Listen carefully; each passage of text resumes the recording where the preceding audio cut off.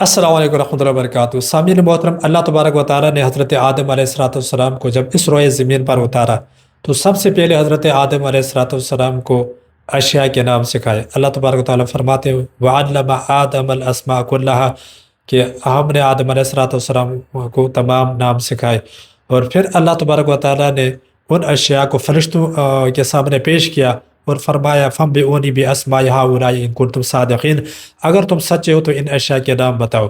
تو فرشتوں نے عرض کی سبحانک لا علم لنا الا ما علمتنا، اے اللہ تیری ذات پاک ہے، ہم کچھ نہیں جانتے سوائے جو تو نے ہمیں سکھایا۔ اس کے بعد حضرت آدم علیہ السلام ان اشیاء کے نام بتاتا ہے۔ تو اللہ تبارک و تعالیٰ نے یہاں فرشتوں کے سامنے آدم علیہ السلام کی فضیلت و علم کی وجہ سے ظاہر فرمائی ہے۔ اسی طرح جب ہمارے پاک پیغمبر حضرت محمد مصطفیٰ صلی اللہ علیہ وسلم پر اللہ تبارک و تعالیٰ نے پہلی وحی نازل فرمائی تو وہ پہلی وحی تھی اقرأ بسم ربک الذی خلق، پڑھ اپنے رب کے نام کے ساتھ جس نے تجھے پیدا کیا۔ تو اقرأ پہلی وحی نازل فرما کر اللہ تبارک و تعالیٰ نے ہمیں یہ پیغام دیا کہ آپ کی سب سے پہلی ترجیح وہ تعلیم ہونی چاہیے۔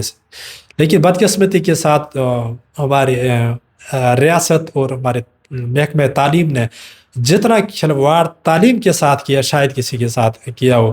ایک تو ہمارے ہاں اسپیشل ڈیز چھٹیوں کی پرمار ہے، کہیں سمر ویکیشن ہو رہی ہے، کبھی فصل کٹائی، کبھی کوئی مارکا ہم نے جیتا تو اس کی چھٹیاں ہو رہی، کوئی شخصیات فوت ہو گئی تو اس کی چھٹیاں، اوپر سے اگر کوئی کرائسس آ جاتا ہے، کورونا کا کرائسس ہو، ڈیزل پٹرول کا کرائسس ہو، تو ہم سب سے پہلے تعلیمی ادارے کو بند کر دیتے ہیں یا اس کو محدود کر دیتے ہیں۔ تو آج کل بھی کہیں ہفتے میں 2 دن چھٹیاں ہیں، کہیں 3 دن چھٹیاں ہیں۔ تو ہماری ریاست نے اور ہمارے محکمہ تعلیم نے تعلیم دشمن پالیسیاں اپنائی ہیں، تعلیم دوست پالیسیاں نہیں اپنائی۔ پہلے تو ہمارے ہاں سیاسی بھرتیاں ہوتی تھی، اس میں کمی آئی۔ اب ٹیچروں کو سیاسی انتقام کا نشانہ بنایا جاتا ہے کہ اگر وہ آپ کے نظریات سے، آپ کے سیاسی پارٹی سے اختلاف رکھتا ہے تو اس ٹیچر کو ٹرانسفر کیا جاتا ہے۔ مجھے بتائیں، ایک ٹیچر کی جہاں تعیناتی ہوتی ہے تو اس کو ان بچوں کو سمجھنے کے لیے کچھ وقت درکار ہوتا ہے، بچوں کو بھی استاد کے طریقے پڑھانے کے طریقہ کار کو سمجھنے کے لیے ایک وقت لگتا ہے۔ تو جب ٹیچر اور طالب علم ایک دوسرے کو سمجھنے لگتے ہیں، انڈرسٹینڈ کرنے لگتے ہیں، تو اس ٹیچر کو اٹھا کر سیاسی انتقام کا نشانہ بنا کر دوسری جگہ بھیجا جاتا ہے۔ وہ نیا ٹیچر آتا ہے تو بچوں کو اثر نو اس پروسیس سے گزرنا پڑتا ہے، اس دقت سے گزرنا پڑتا ہے۔ تو اسی کشمکش میں ان بچوں کا جو تعلیمی دورانیہ ہے وہ نکل جاتا ہے، پھر وہ آگے بڑھ نہیں سکتے۔ ہم پھر کہتے ہیں کہ ہمارے بچے کوئی بڑی اچیومنٹ نہیں کر سکتے ہیں، وہ آگے نہیں نکل پاتے ہیں، وہ کامیاب معاشرے کا کامیاب فرد نہیں بن پا رہے ہیں۔ وہ کیسے بنیں گے جب ان کا تعلیمی دورانیہ ہوتا ہے تو ان کے ساتھ یہ ناانصافیاں ہو چکی ہوتی ہیں۔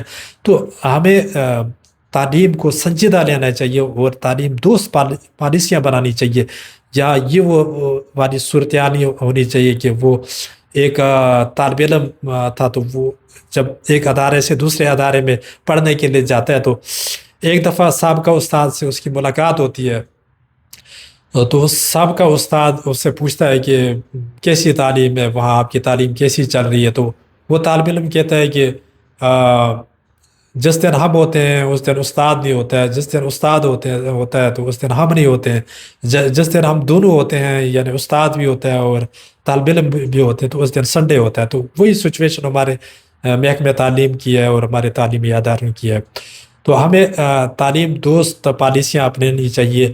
اسی تعلیم کی وجہ سے ہمارا معاشرہ خوبصورت معاشرہ بنے گا، ترقی یافتہ معاشرہ بنے گا، ہماری ریاست بھی مضبوط ہوگی، فرد کی معاشی طاقت بھی مضبوط ہوگی اور ریاست کی معاشی طاقت بھی مضبوط ہوگی۔ تو جب تک ہم تعلیم پر فوکس نہیں کر سکتے تو ہمارے حالات بدلنے والے نہیں ہیں، ہمارے حالات بہتر ہونے والے نہیں ہیں۔ آپ کیا اس حوالے سے کیا رائے رکھتے ہیں؟ وہ بھی آپ کمنٹ سیکشن میں ضرور بتا سکتے ہیں۔ السلام علیکم ورحمۃ اللہ وبرکاتہ۔